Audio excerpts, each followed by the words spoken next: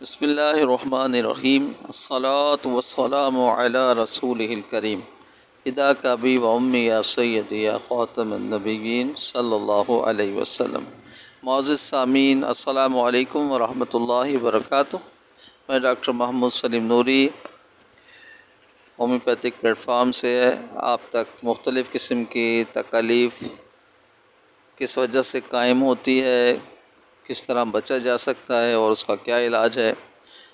آپ تک میں یہ خدمت انجام دیتا رہتا ہوں۔ آج کا جو میرا ٹاپک ہے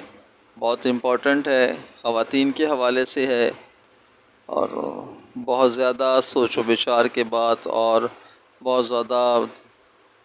ڈیٹیل لینے سے اور بہت سارے کیسز دیکھنے سے اور احتیاط بتانے سے جو رزلٹ آئے ہیں، تو ان تمام چیزوں کو لے کر میں آپ کے سامنے جو آج یہ موضوع لے کر آیا ہوں وہ بہت ہی عمومی سا موضوع ہے، اور خواتین اس سے بہت زیادہ پریشان ہے کہ غیر ضروری طور پر جسم میں چربی کا بڑھ جانا۔ بہت سارے ایسے وجوہات ہیں جس پر ہم وقتاً فوقتاً بات کرتے رہیں گے، لیکن ایک بہت بڑی وجہ ہے جس کی طرف سے خود پیشنٹس بھی غافل ہے اور ہمارے میڈیکل سائنس میں بھی اس طرف توجہ نہیں کی جا رہی ہے، اور باہر کی دنیا پہ تو اب اس طرف بڑی توجہ دی جا رہی ہے، لیکن ہمارے پاکستان میں لوگوں کو بہت کم اس طرف گائیڈ کیا جا رہا ہے۔ خواتین جو چپل پہنتی ہیں وہ چپل صرف اکثر آگے سے پیروں کو گرپ دیتی ہے، اور اس سے پیچھے گرپ نہ ہونے کی وجہ سے زیادہ زور پنجوں پر رہتا ہے، اور اس سے آپ کی چال خراب ہوتی ہے، اور سارا زور جو ہے وہ آپ کی کمر پر، آپ کے ہپ بون پر آتا ہے، پٹھوں پر آتا ہے، جس کی وجہ سے جہاں بھی زور ہو، آپ دیکھتے ہیں کوئی ایک پہلے کمزور سا شخص باڈی بلڈنگ کے لیے جاتا ہے، اور وہ جب ویٹ لفٹنگ کرتا ہے اور وزنی بٹے ہاتھوں سے اٹھاتا ہے اور 2-3 مہینے اس طرح کرتا ہے، تو آپ دیکھتے ہیں کہ اس کی باڈی کیسی بن جاتی ہے، کیونکہ جو زور جہاں بھی پڑے گا وہاں پر مسلز جو ہیں وہ انکریز کریں گے اور پھولیں گے، اور وہاں پر پھر فیٹس بھی جمع ہوں گے، اور اس کا سائز بھی جو ہے وہ بڑا ہو جائے گا۔ چلنوں میں عمومی طور پر آپ دیکھیں گے، خاص طور پر ہمارے پاکستان میں اور ہندوستان میں خواتین جو ہیں وہ جو چپل استعمال کرتی ہیں وہ اس میں پیچھے سے گرپ نہیں ہوتی ہے، تو یہ بہت بڑی وجہ ہے، اور وہ چھوٹی عمر سے اس طرح کی چپلیں پہنتے ہیں، اور کھانے پینے میں پرہیز نہیں کرتے ہیں، مرغن غذائیں بھی کھاتے ہیں، پراٹھے بھی کھا رہے ہوتے ہیں، چٹپٹی چیزیں اور میٹھی چیزوں کا استعمال بھی بہت کر رہے ہوتے ہیں، اور پھر چلنے میں زور کہاں پڑ رہا ہوتا ہے، وہ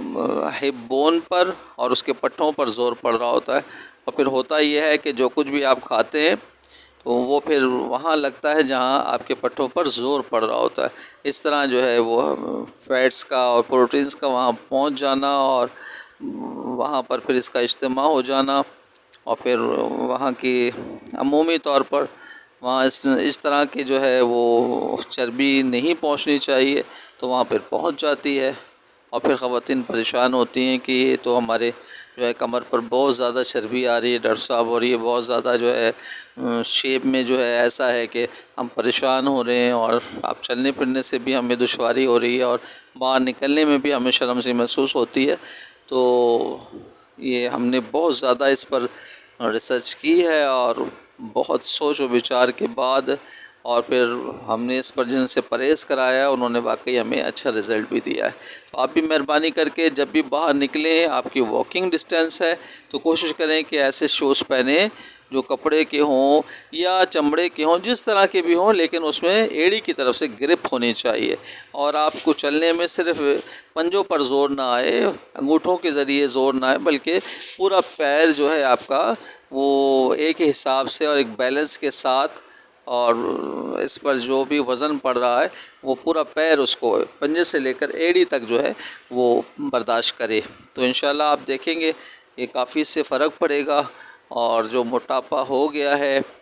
اس میں بھی کمی آئے گی، اور آپ اپنے کھانے پینے کی جو بھی آپ کی روٹین ہے اس میں فیٹس وغیرہ اور چکنائی اور مسالے جات کا استعمال جو ہے وہ چٹپٹی چیزوں کا، مٹھاس کا استعمال کم کریں۔ آپ دیکھیں 1 ڈیڑھ مہینے جو ہے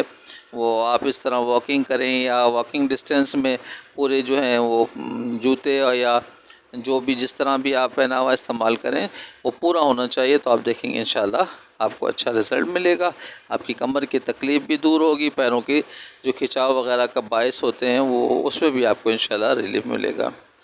تو ہمارے چینل کو آپ نے لائک بھی کرنا ہے، اور ہمارے اس پیغام کو شیئر بھی کرنا ہے، سبسکرائب بھی کرنا ہے، اور لال گھنٹی کا بٹن بھی دبانا ہے۔ اللہ تعالیٰ آپ کا اور ہمارا حامی و ناصر ہو۔ السلام علیکم ورحمۃ اللہ وبرکاتہ۔